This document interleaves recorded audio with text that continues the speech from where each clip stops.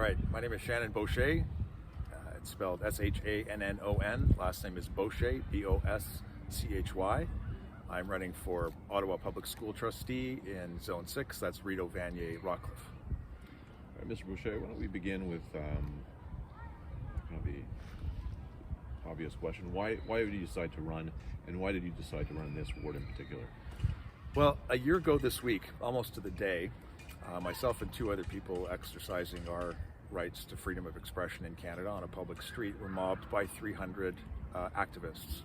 Those activists were incited by Lyra Evans, by Catherine McKenney, by Rose Ottawa, Rainbow Ottawa Student Experience, an individual by the name of Xander Wright, who goes by Christian Wright, to silence our speech and our criticism of policies about how we're coping with the exploding numbers of trans-identified children in our lives, in our schools, in our public institutions, universities.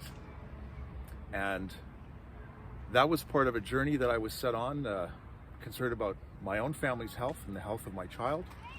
After doing research into the serious side effects of medicines like puberty blockers and cross-sex hormones that are experimental use by all definition, off-label used to sex-change children, and we're wrapping that in rainbow flags and calling it inclusion. No one's allowed to question it, and people who question it face the kinds of mobbings that myself and two friends faced last year.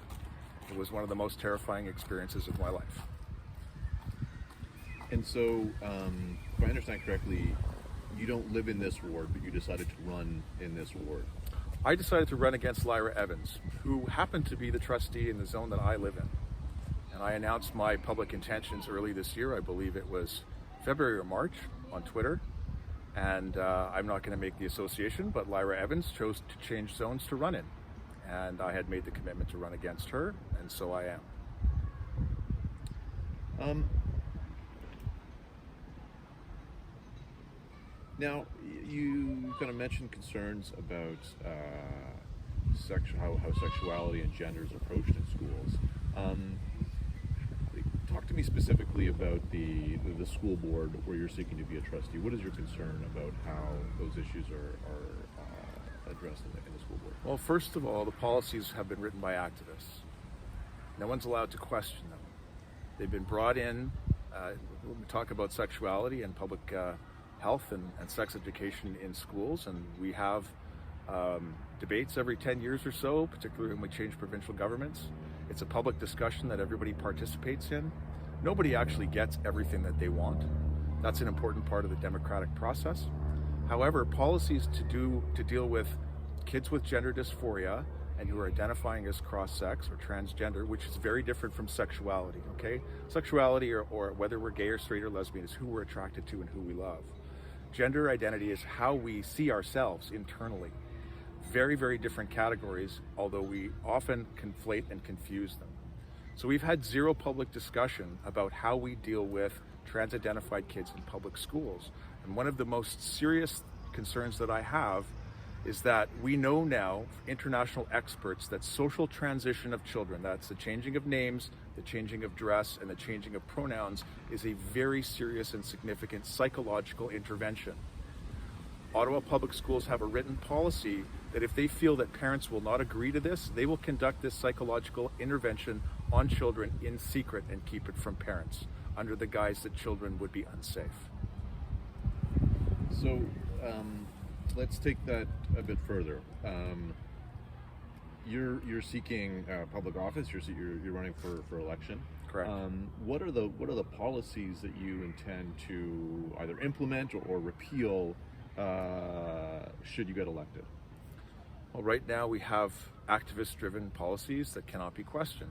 We know they can't be questioned because I'm defamed and called hateful names and maligned and bullied in the public square, mischaracterized, and we need to have a discussion. Just like we have a public discussion about sex education, we need to have a public discussion about how we deal with these issues in schools. It's an important democratic part of democracy and democratic process to inform all stakeholders rather than unilaterally impose activist-driven policies in schools. So again, I kind of want to push you a bit further. What are the policies? You talk about a public discussion. Well, the most frightening one to me is that I lost my relationship with my child. She didn't attend public school. She attended a Catholic school. The policies are exactly the same.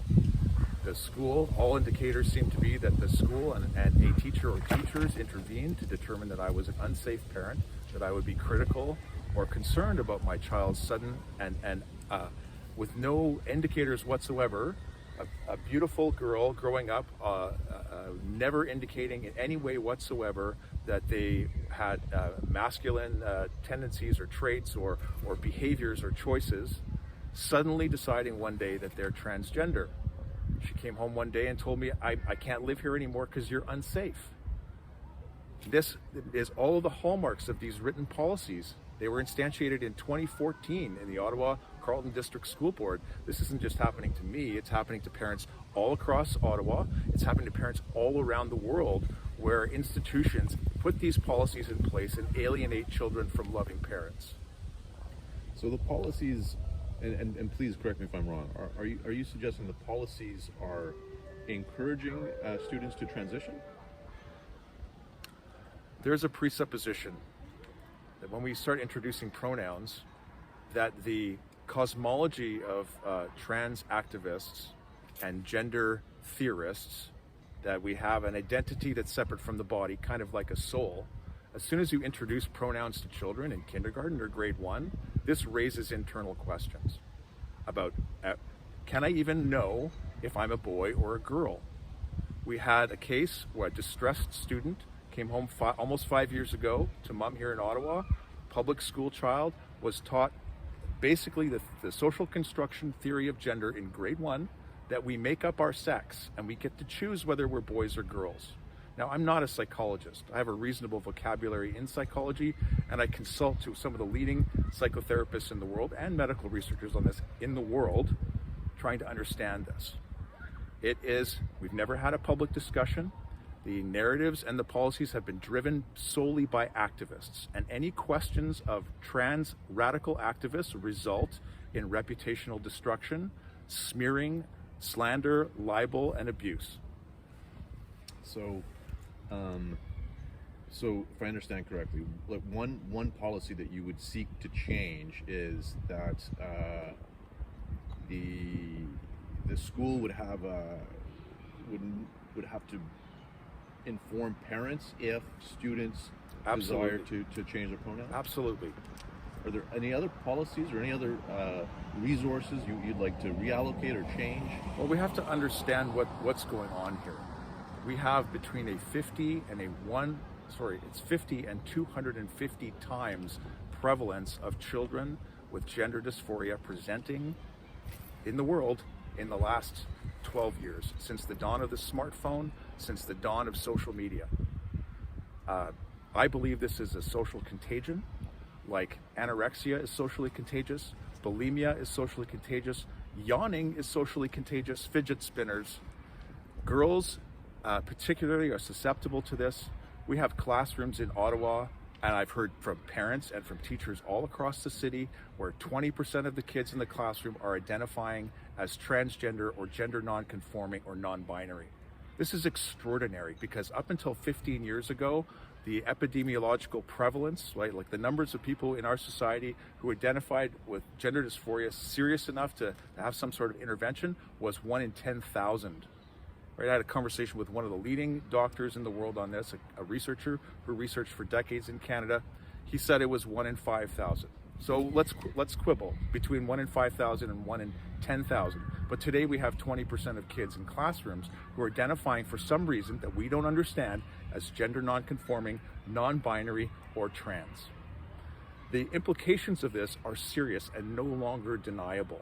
The world's largest pediatric gender clinic was ordered closed in July after a scathing and condemning report called the Cass Review that said ideology and ideological policies had bullied medical ethics, the first rule of medicine, do no harm, and proper evaluation procedures for mental health.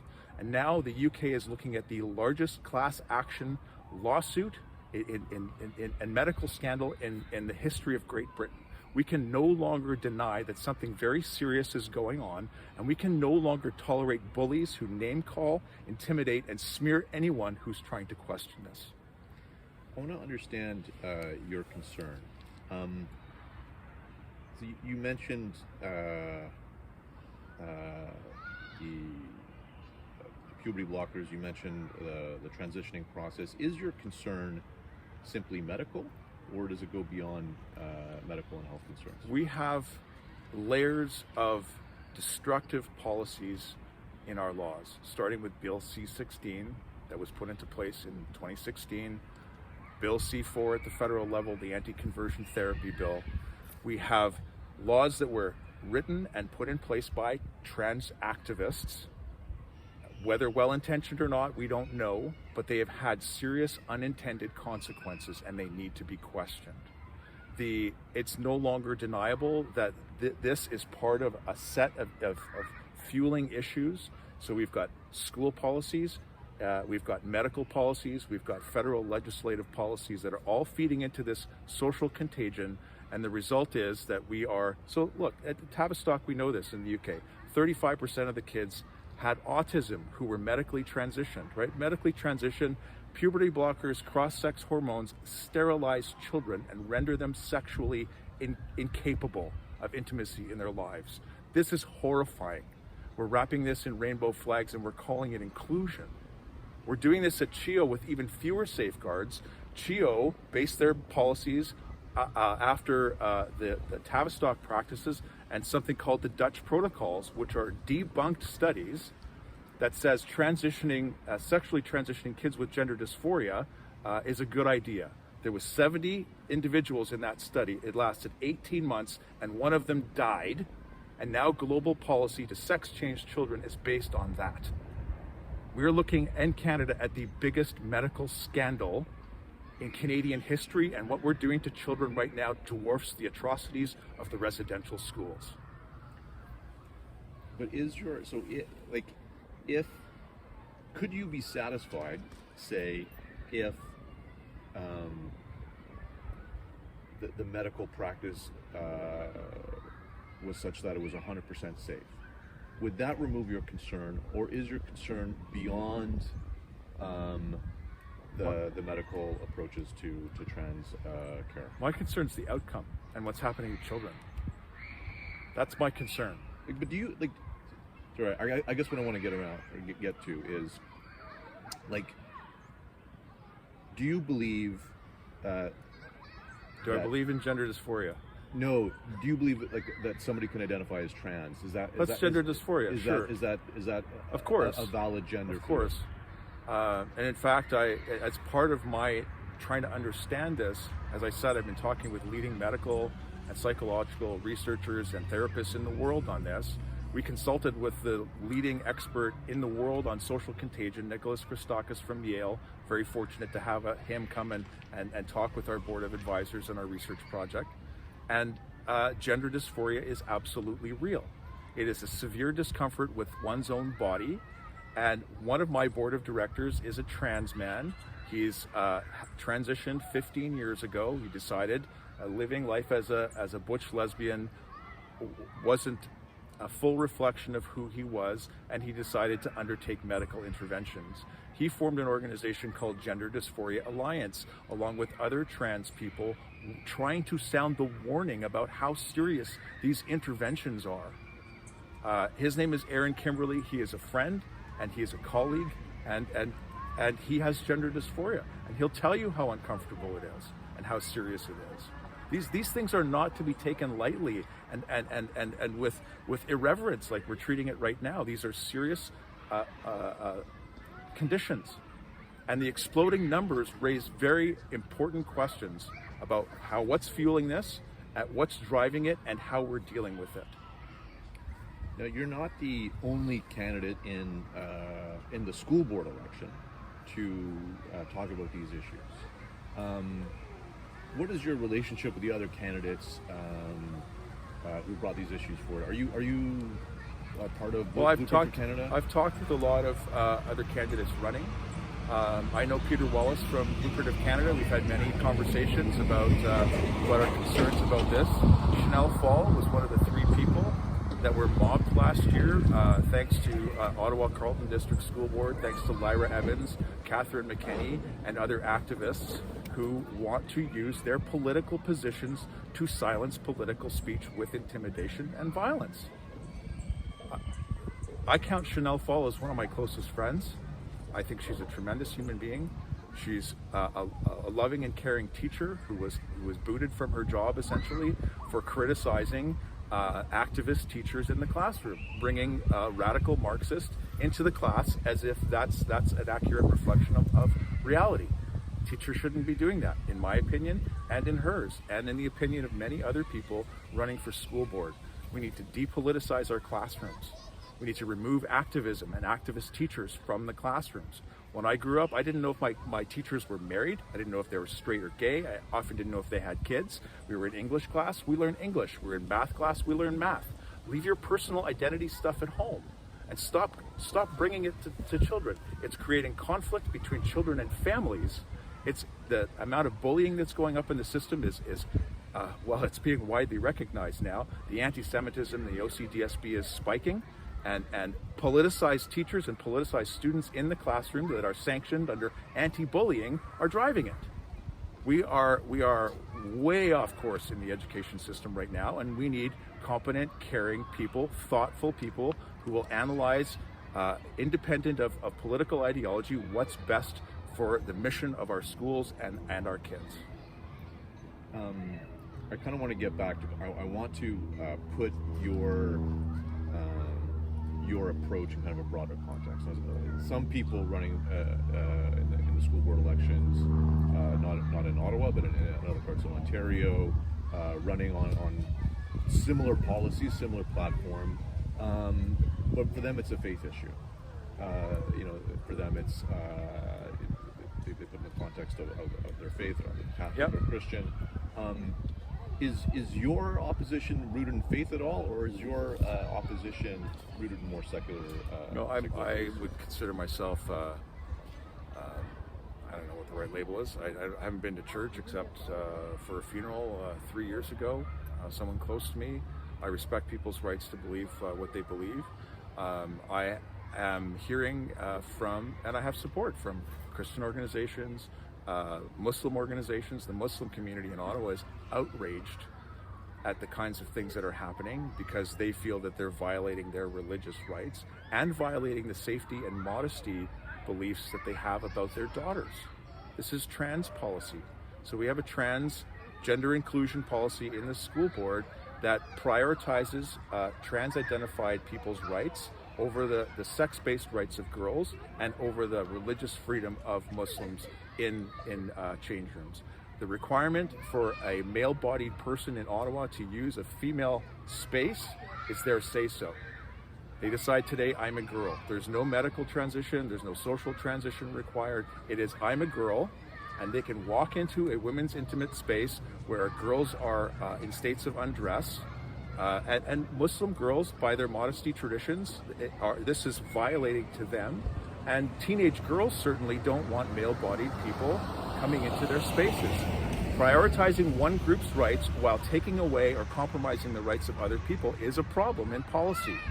And the trans activists like to bully other people into their rights are more important than anyone else's in a zero-sum game, and it's destructive and it's causing an incredible amount of conflict. Now, there were policies in place prior.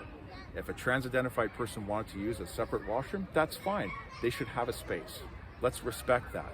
But let's not disrespect and threaten other people.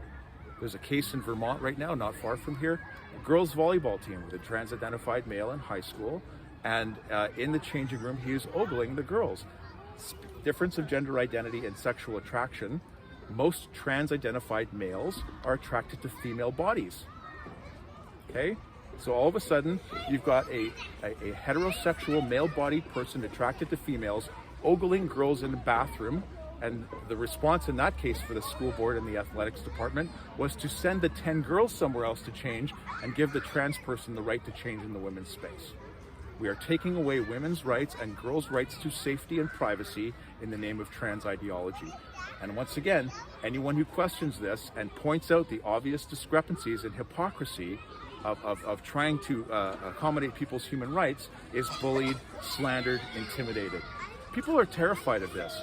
People working for government, teachers, public institutions, even private organizations are afraid to be associated with me because I'm speaking out about this, because they could get investigated in their workplaces. My wife was targeted on social media by these activists, and not just her. She was attacked on LinkedIn, she was attacked on Twitter, she was attacked on other social media platforms, and they implicated her employer, accusing her of guilt by association. I'm not criticizing trans people. Gender dysphoria exists, and we need to figure out how we deal with it. But we have to be able to criticize the policies in place that are leading to negative outcomes and serious conflicts of rights. I'm just going to pause the interview. Sure. John.